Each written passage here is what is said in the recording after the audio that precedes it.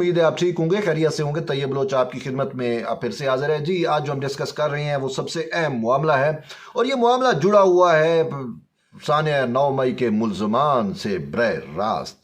जैसा कि आपको इल्म है कि सानिया 9 मई या 9 मई को जो इवेंट हुए, जो वाक़यात हुए, वो 9 मई अब पाकिस्तान की जो तारीख़ है उसमें स्याह दिन के तौर के ऊपर याद रखा जाता है। उस दिन जो कुछ हुआ, बहरहाल अल्लाह माफ़ करे, पाकिस्तान को फिर से ना ऐसी चीज़ों का सामना करना पड़े, क्योंकि पाकिस्तान की ओवरऑल तारीख़ में हम देखते हैं कि पहली दफ़ा कुछ ऐसा हुआ जिसकी मैं, आप या कोई भी पाकिस्तानी हुब्बुल वतन अब जो पाकिस्तानी है वो तवक्को नहीं करता था, एक्सपेक्टेशन नहीं रखता था। हाँ, हमारे जो दुश्मन ममालिक हैं उनकी ये ज़रूर ख्वाहिशात थी, उनकी ज़रूर कोशिशें थी, लेकिन अफसोस से कहना पड़ रहा है कि दुश्मन ममालिक की उन सारी तवक्कुआत और उनकी ख्वाहिशों को विद इन पाकिस्तान फुलफिल किया गया। 9 मई के रोज़ जिस तरीके से खैबर पख्तूनख्वा, पंजाब और मुल्क के दीगर हिस्सों में आर्मी तनसीबात पर हमले किए गए और फिर इन सब से बढ़ के शोहदा जो थे, जो हमारे कौमी हीरोज़ हैं, उनकी जिस तरीके से बेतौकीरी की गई वो नाकाबिले बर्दाश्त है। और फिर इसी चीज़ के पस मंज़र में इन सारी चीज़ों को देखते हुए जो है वो पाकिस्तान मिलिट्री ने ये फ़ैसला किया था कि इनका मिलिट्री ट्रायल होना चाहिए और इस सवाल से तमाम कानूनी तकाज़े जो हैं वो पूरे किए गए। लेकिन फिर मामला को यूँ हुआ कि वो मामला जो है मिलिट्री कोर्ट्स का जो क़याम है उसको चैलेंज कर दिया गया था सुप्रीम कोर्ट में। और अगर आपको याद हो, सुप्रीम कोर्ट के जस्टिस जाजुल एहसन की सरबराही में 5 रुकनी लार्जर बेंच ने मिलिट्री कोर्ट्स के क़याम को गैर कानूनी करार दे दिया और फिर सिविलियन का जो मिलिट्री कोर्ट्स में ट्रायल होना था उसको भी ख़त्म कर दिया और सिविलियंस का मिलिट्री कोर्ट्स में ट्रायल से मुतल्लिक जो एक शिक थी तरमीम के अंदर उसको भी उड़ा के रख दिया। यूँ जो है वो सानिया 9 मई के जो मुल्ज़मान हैं उनके लिए तो ये एक अच्छी खुशखबरी थी, एक अच्छी खबर थी, एक अच्छी डेवलपमेंट थी। लेकिन ये चीज़ें जो है वो बतौर हुकूमत के लिए वफाकी हुकूमत हो गई, सूबाई हुकूमतें हो गई और इवन के पाकिस्तान आर्मी हो गई, उसके लिए जो है ये चीज़ बड़ी एक अलार्मिंग थी।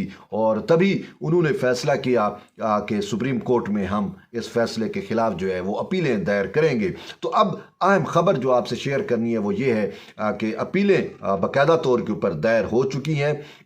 इसमें वफाकी हुकूमत की जानिब से अपील दायर की गई, वजारत दिफा की जानिब से अपील हो गई, खैबर पख्तूनख्वा की हुकूमत की जानिब से अपील हो गई और बलूचिस्तान हुकूमत की जानिब से भी अपील हो गई। सिंध हुकूमत की जानिब से अगरचे मीडिया में चलाया जा रहा है लेकिन हमारे ज़राए के मुताबिक अभी तक अपील दायर नहीं हुई। हाँ, अगरचे अपील तैयार तो हो चुकी, लेकिन शायद कुछ कानूनी चीज़ों की वजह से वो अपील दायर ना हो सकी, अभी तक नहीं हुई। लेकिन बाकी चीज़ों की आपको बता रहा हूँ कि ये अपीलें दायर हो चुकी हैं और इसमें सबसे अहम जो रोल है, जो किरदार है वो शोधा फाउंडेशन का भी है। शोधा फाउंडेशन की जानिब से शोधा फाउंडेशन बलूचिस्तान जो चैप्टर है वहाँ से नवाब जमाल रईसानी जो स्पोर्ट्स के मिनिस्टर हैं बलूचिस्तान के निगरान सेटअप में, उनकी जानिब से भी इस मामले को जो है वो चैलेंज किया गया है। और इन तमाम दरखास्तों के अंदर मुद्दा ये इख्तियार किया गया है कि मिलिट्री कोर्ट्स के क़याम को जो है वो कानूनी करार दिया जाए और जो 5 रुकनी इजाजुल एहसन साहब वाला जो बेंच था, जस्टिस इजाजुल एहसन वाला,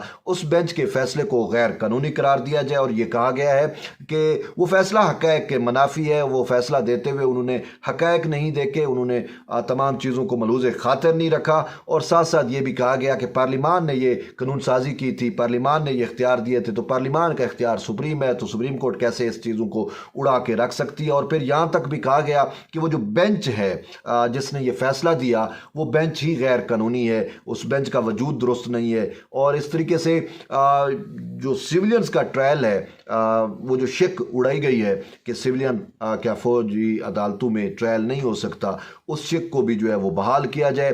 तो यूँ ये सारी अपीलें अब सुप्रीम कोर्ट ऑफ पाकिस्तान में दायर हो चुकी हैं। अब देखना ये है कि इस पे क्या कार्रवाई होती है, क्या समाअत होती है, कौन सा बेंच बनता है।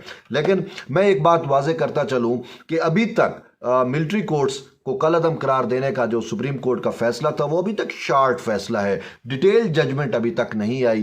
तो अब ये भी एक चीज़ें कंफ्यूज कर रही हैं कि आया ये समाअत उस वक्त तक होगी जब तक डिटेल जजमेंट नहीं आती, या डिटेल जजमेंट की गैर मौजूदगी में ही समाअत होती है। ये भी हो सकता है डिटेल जजमेंट जो है अब इन अपीलों के दायर होने के बाद डिटेल जजमेंट किसी टाइम भी आ सकती है, क्योंकि वो एक आईनी तकाजा है कि डिटेल जजमेंट होगी तो फिर मामलात को, इन अपीलों को आगे सुना जा सकता है। वरना यही होगा कि सुप्रीम कोर्ट में पहली समाअत होगी और कहेंगे कि जब तक डिटेल जजमेंट नहीं आएगी हम उस वक्त तक ये फैसला नहीं ये इस पर जो है कोई आर्डर नहीं कर सकते, समाअत नहीं कर सकते। ये जनरली यही होता है जो मैं आपको बता रहा हूँ कि प्रोसीडिंग आगे कैसे चलेंगी। और फिर इसमें एक अहम चीज़ ये भी होगी कि जो पांच जजेस सुन चुके हैं इसको, वो अब दोबारा नहीं सुनेंगे। यानी मिलिट्री कोर्ट से मुतालिक जो बेंच बनेगा वो एक ओवरऑल नया बेंच होगा। अब ये चीफ जस्टिस ऑफ पाकिस्तान काजी फैज़ ईसा पे मुनहसर है कि वो 5 रुकनी ही बेंच बनाते हैं, 7 रुकनी बनाते हैं, या फुल कोर्ट तश्कील दे देते हैं।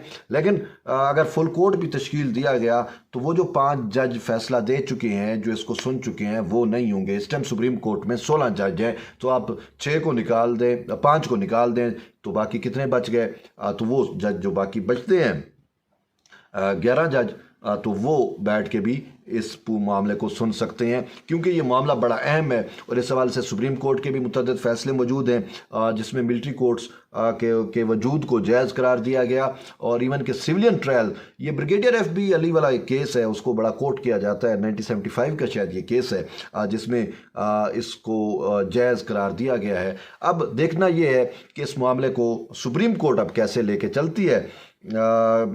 वफाक की जानिब से वाज़े तौर के ऊपर मौक़िफ़ है, और वफाक ने तो यहाँ तक कहा है कि अगर सुप्रीम कोर्ट का डिटेल जजमेंट आता है तो फिर भी हमें अलाउ किया जाए कि हम अपनी मज़ीद गुजारिशात उस डिटेल जजमेंट को देख के दायर कर सकें।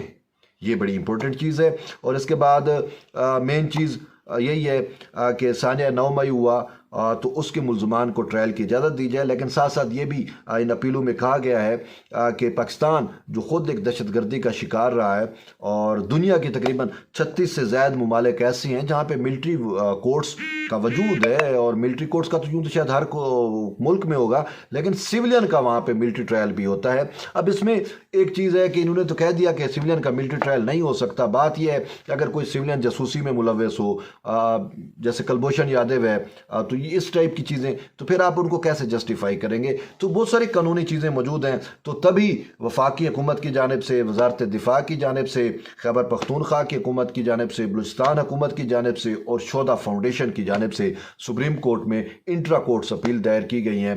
पहले ये होता था कि सुप्रीम कोर्ट में नज़रसानी होती थी, कोई भी फैसला हो गया, नज़रसानी में लिमिटेड स्कोप होता था फैसला तब्दील होने का।